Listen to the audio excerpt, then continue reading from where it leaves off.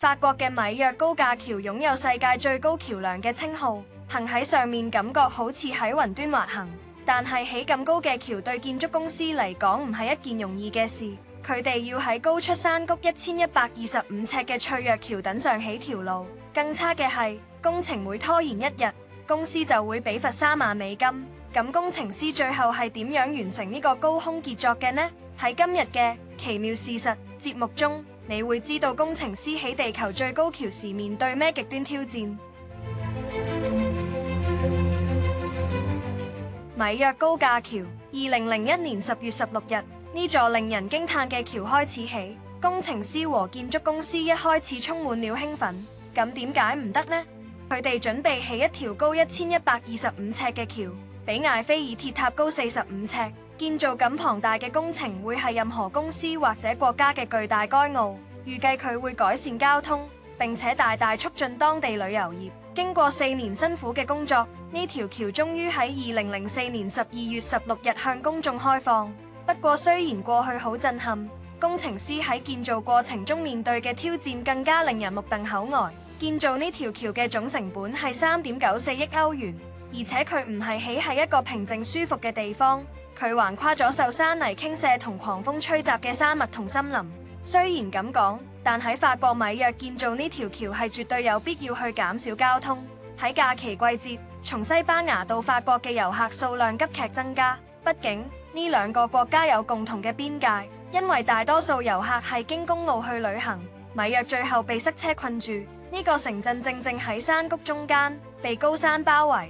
法國政府決定喺巴黎同西班牙之間起一條直達高速公路，減少遊客交通。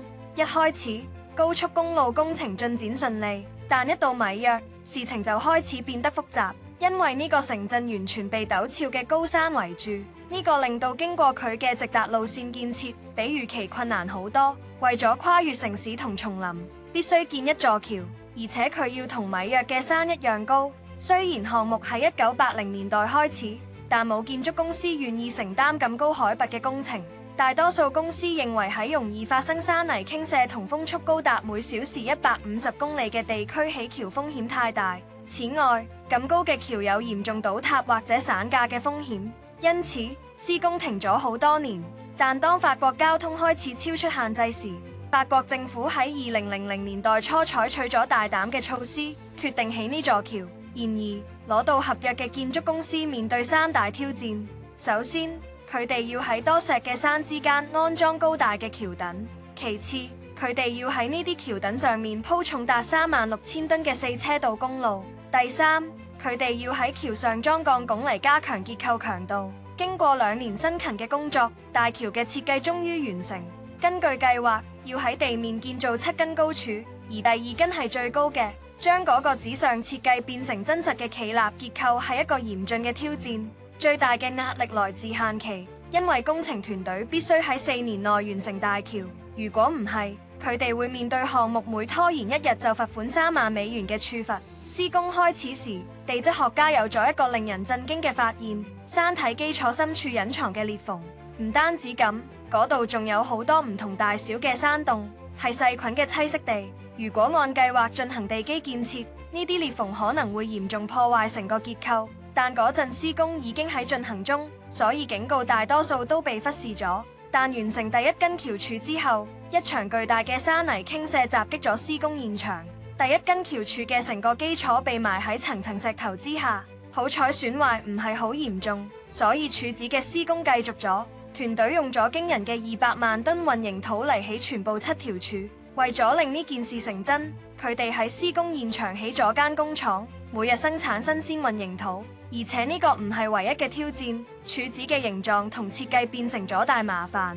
由於柱子底部闊，但頂部非常窄，所以好薄，好難起。精確好重要，佢哋要將柱子放喺準確嘅位置，所以先用咗 GPS 技術嚟指引佢哋嘅位置。到2003年11月，公司已成功將全部7條柱升到預定高度，但時間流得好快，佢哋仲要喺頂部安裝4線行高速公路。最大嘅挑戰係諗方法將嗰啲巨大嘅路段升到咁高嘅高度。嗰陣冇一部起重機可以將重達5000噸嘅路段吊到高過1125尺嘅高度。更差嘅係，大風令幾乎冇可能準確擺放佢哋，而建築公司承受住法國政府嘅強大壓力。據講，嗰啲路段嘅重量接近36000噸，將佢哋提升到1125尺高，而冇專用設備，嗰幾乎係唔可能。唔好唔記得，永遠存在致命事故、人命損失同財政災難嘅威脅，所以完成呢座橋對公司嚟講變得非常困難。所以佢哋決定唔用混凝土路段，而係用鋼製部件。一間法國公司被引入嚟完成呢項任務嗰陣，公司以極高嘅精度製造每一段鋼結構，佢哋喺尺寸上容唔到絲毫誤差。但真正嘅挑戰係將呢啲巨型鋼構件由工廠運去施工現場。係啊，每件重達90噸以上。去米約嘅路呢，一路曲折蜿蜒，所以公司不得不請警方幫忙運輸。警察一路引導並跟隨呢啲巨型貨車，部件就係咁樣被安全運到施工現場嘅。而家嘅問題係點樣將一段鋼結構放喺嗰啲巨大嘅橋墩之間？每個橋墩之間嘅距離大約係342米。一開始佢哋諗住將呢段由一條橋柱挖到另一條橋柱，但好快工程師就發現中間嘅距離太大，冇額外支撐，呢段可能會喺挖洞途中倒塌。加上佢好重，可能會整壞柱頂嗰啲幼嘅部分。記住，柱底闊，但柱頂好幼。為咗將路段放上橋柱，工程師諗咗個全新方法。佢哋喺混凝土柱之間擺咗臨時鋼柱，幫手承托條路嘅巨大重量。之後加咗液壓推進系統，將路段向前推並完美鎖好位置。施工隊駐守喺山嘅兩端，第一次親眼見到呢個實驗進行。呢刻係關鍵，要麼橋段，要麼條路最終鎖好位置。多得團隊嘅辛勤工作，佢哋只用咗2日就用液壓系統將第一段路固定喺橋墩上。公司、工程師同工人都鬆咗一大口氣，因為冇人知測試係咪真係得。喺呢階段，團隊亦密切監察天氣，畢竟高山之間嘅強風可以幾秒鐘內摧毀一切，所以團隊揀咗1星期入面3日。當時天空清朗同風力預報安全，公司利用呢3日完美天氣將路段放喺橋墩上面。喺其他日子，佢哋會重新調整液壓系統，令佢對準下一組橋墩。經過數個月精確而艱難嘅工作，橋面所有部分都成功固定，但最後一段必須跨過河流，而且必須完美無缺。呢度一個細錯誤可能意味住成條橋要重新起過，但工程團隊做得非常精確，最後一塊完美咁嵌入到位。喺呢個特別嘅時刻，法國總統親自嚟到施工現場。當橋嘅最後一段連接完成時，佢打開咗一瓶香檳慶祝。成個慶祝活動喺法國新聞頻道進行咗直播。就係咁樣，經過4年辛苦嘅努力，世界最高嘅橋建成咗。但即使道路連接完成，團隊仍花咗6個月安裝鋼纜、鋪設混凝土路面並完成小型施工任務。終於喺2004年12月16日，大橋正式向公眾開放。多得呢個工程奇蹟，法國同西班牙之間嘅旅行比以往更快更方便。